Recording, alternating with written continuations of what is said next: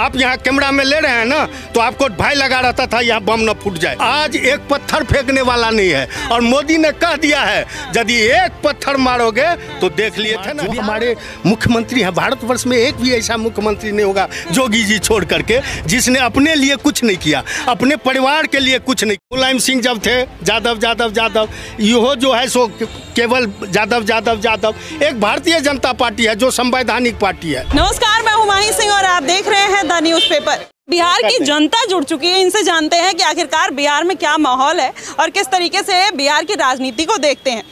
इस बार सर क्या लग रहा है कि बिहार की राजनीति में किसका जो चुनावी बिगुल है वो बजने वाला है? देखिए, मेरा नाम सुनील मोहन ठाकुर है और मैं बिहार के मधुबनी जिले से हूँ। अच्छा। और बिहार में लगा कुछ जैसे युवा में आप नाम लीजिएगा, 2-4 युवा लगे हुए थे, प्रशांत किशोर भी लगे हुए तो हम लोग भी देख रहे थे जो जनता वाच कर रही है, जो विपक्ष के पास क्या है। लेकिन विपक्ष के पास कुछ नहीं है। विपक्ष जो है सो वही मोदी चोर है, ये हो रहा है, लूट हो रहा है, बेरोजगारी है। आज माननीय प्रधानमंत्री देश के इतने बड़े पुरुष, विश्व से संदेश आ रहा है, लेकिन विपक्ष का नेता को ये भी नहीं समझ में आया, ये भी इतनी भी संस्कार उनके जो पूर्वज के लोग थे नहीं दे पाए। माँ तो नहीं है दे पाती, नहीं दे पाए। जो अच्छे दिन पर शुभकामना हमारे भारतीय संस्कृति की सभ्यता है और यहाँ जन्मदिन पर, तो उन लोग के पास ना विजन है, ना कोई एजेंडा है जिस पर काम करेगा। और मोदी को कैसे शिकस्त दे सकता है? मोदी को कौन शिकस्त दे सकता है? एनडीए के पास कौन सा एजेंडा है सर? एनडीए के पास किया हुआ काम है। एनडीए की अगुवाई भारतीय जनता पार्टी करती है, जिसकी जिस दिन संविधान बनी थी तो उसने देश के सामने अपना एजेंडा रखा था। जहां हुए बलिदान, मुखर्जी हो, कश्मीर हमारा है, आज एक भारतीय सीना तान करके जा रहा है। NDA Bharatiya Janata party agenda में थी, जो हम आएंगे सत्ता में तो राम मंदिर जिससे हमारे 5 पुरखे जो है सो लड़ाई करते आ रहे हैं, 10 पुरखे से वही राम का मंदिर बनाएंगे। मोदी जी ने राम का मंदिर बना दिया। मोदी जी ने 377 हटा दिया। आप यहाँ कैमरा में ले रहे हैं ना, तो आपको भय लगा रहता था यहाँ बम न फूट जाए। झूठ नहीं बोलिएगा, नहीं तो पूछ लीजिएगा अपने अंकल सबसे, जो फूटने से हर जगह ये सूचना होती थी। आज एक पत्थर फेंकने वाला नहीं है, और मोदी ने कह दिया है यदि एक पत्थर मारोगे तो देख लिए थे ना, हिल गया था। क्या कहिएगा जब बिहार में ओपन मर्डर हो जा रहे हैं, ओपन किसी की छिनौती हो जा रही है, वो उस पे क्या कहिएगा? ना स्वास्थ्य का कोई समाधान है वहाँ पर, ना बिजली, पानी, घर, रोड, बाढ़, देखिए कितनी समस्याएं। देखिए आम दिनचर्या में समस्या आपके पास भी है, समस्या मेरे पास भी है। यदि इतनी बड़ी स्टेट है तो कानून व्यवस्था हो सकता है वहाँ कुछ अधिकारी के कारण से ढीली हो, लेकिन हम अपने नीतीश कुमार जो हमारे मुख्यमंत्री हैं, भारतवर्ष में एक भी ऐसा मुख्यमंत्री नहीं होगा जोगी जी छोड़ करके जिसने अपने लिए कुछ नहीं किया, अपने परिवार के लिए कुछ नहीं किया। 15 साल में बिहार की सूरतें बदल दी।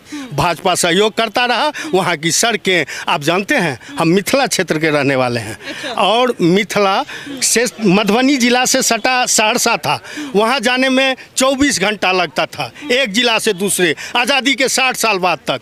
और अटल जी आए, महासेतु बना, अभी जो है मिथिला और अवध को, मगध को जोड़ती है, उस पर सिमरिया घाट पे एशिया का सबसे बड़ा पुल बना दिया है, सबसे चौड़ी पुल।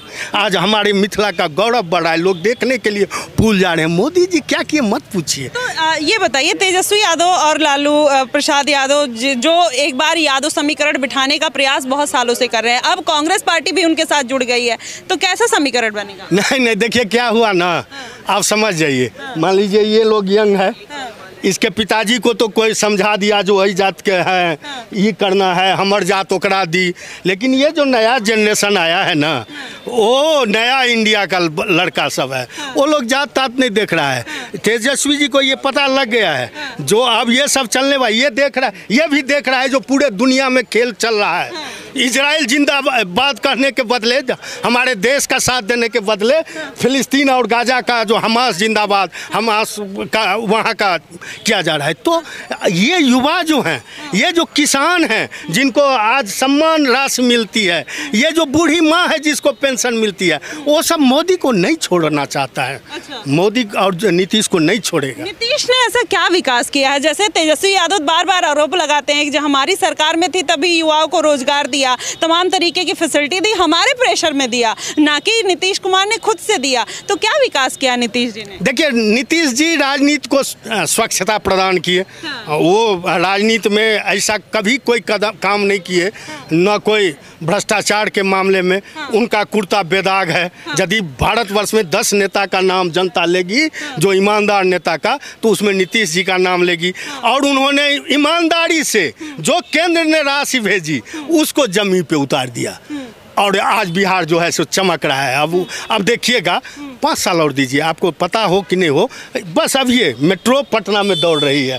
धीरे धीरे जो है ना, जो लूटा जो था, ये जो देख रहे हैं, जो नटंकी होता है, नाराबाजी, आज का युवा तेजस्वी का बात कर रहे थे। वो क्या है, जब रात में पुल बनता है, सुबह पुल गायब हो जाता है, वो क्या है फिर? अच्छा, बनता है तब ना गायब हो गया। अच्छा, बना तब गायब हो जाए तो ठीक है? नहीं, कहाँ ठीक है, कहाँ ठीक है? उसकी जांच होगी, जो उसमें दोषी होंगे। इसमें मोदी नीतीश कहाँ दोषी हैं? आप पत्रकारिता कर रहे हैं, आप मेरी बातों को किस नज़रिया से रखिएगा। ये आपके इसी में न नीतीश सर्वश्रेष्ठ हैं पूरे भारतवर्ष में, और उनके साथ जोगी मोदी, अमित शाह हैं।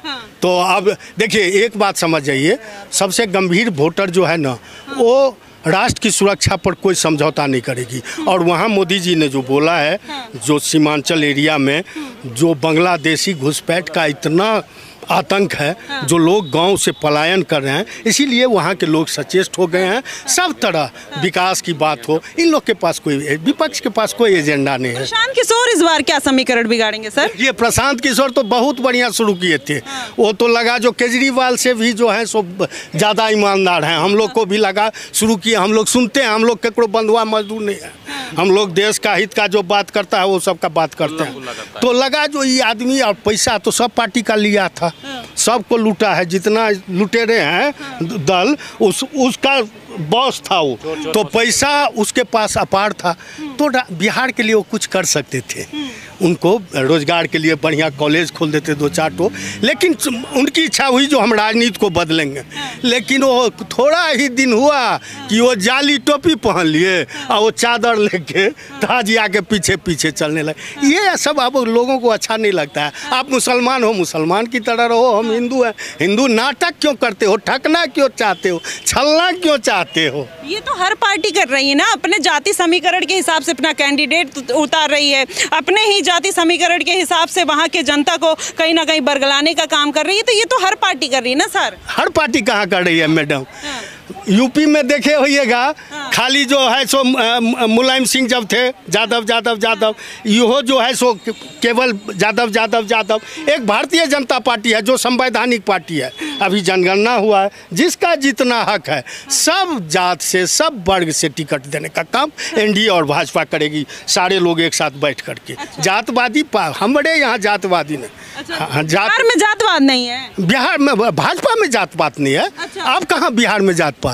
अब नहीं, अब रिजल्ट आने दीजिएगा ना, कहेगा फिर तीसरा। अभी था ईवीएम हैक, वो फ्लप कर गया, अभी है जो वोट चोरी, तीसरा कुछ बहाना करके चल देगा। तो वोट चोरी से इस बार कुछ फर्क नहीं पड़ेगा क्या? जितना वोटर अधिकार यात्रा क्यों निकाली गई, फर्क पड़वाने के लिए तो निकाली गई ना सर।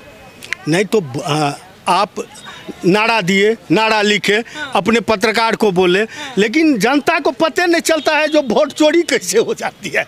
इतना सिस्टम है, उतने जो चुनाव आयोग वहाँ अधिकारी से लेके नीचे तक बैठा करके फिर पार्टी का पोलिंग एजेंट रहता है, वो उसको बैठा करके केकरो पब्लिक को समझे में नहीं आ रहा है। जो इका अब जो हो नहीं समझता था पप्पू है, वो समझ गया ये पप्पू है। अच्छा, विपक्ष के इतने बड़े नेता पप्पू हैं? चोरी होता तो विपक्ष के इतने बड़े नेता पप्पू हैं? पप्पू नहीं है, विपक्ष के कौन सा नेता है? देखिए, सुच्चा राजनीति का बात करिए, विपक्ष के नेता रहते ना तो पूर्वजों का सीट छोड़ के पलायन नहीं करते। कहाँ गए, क्या मानसिकता से गए, सब जानता है। वो कांग्रेस का जो सांसद है, उसका जो अपना सामाजिक काम किया, वो लोग जीत के आता है, जाएगा कहाँ? विकल्प भी तो नहीं है। लेकिन राहुल गांधी को वो कांग्रेसियों समझता है पप्पू है। अच्छा। कब क्या बोल देगा, सब कैल दैल खत्म कर देगा। अच्छा, तो आपके हिसाब से इस बार बिहार में कौन आ रहा? आखिरी क्वेश्चन। 2/3 बहुमत से, लाल कलम से कहिए, हम पंडित हैं, लाल कलम से आपको लिख के दे देते हैं, फिर आपको यहीं आके मिलेंगे। 2/3 से एनडीए की सरकार बनेगी। अच्छा, और बीजेपी की? बीजेपी तो कसम का जब ये दोती है बनेगी तो बीजेपी का 100 सीट आना ही है। जो सीट मिलेगा बीजेपी 100% स्ट्राइक।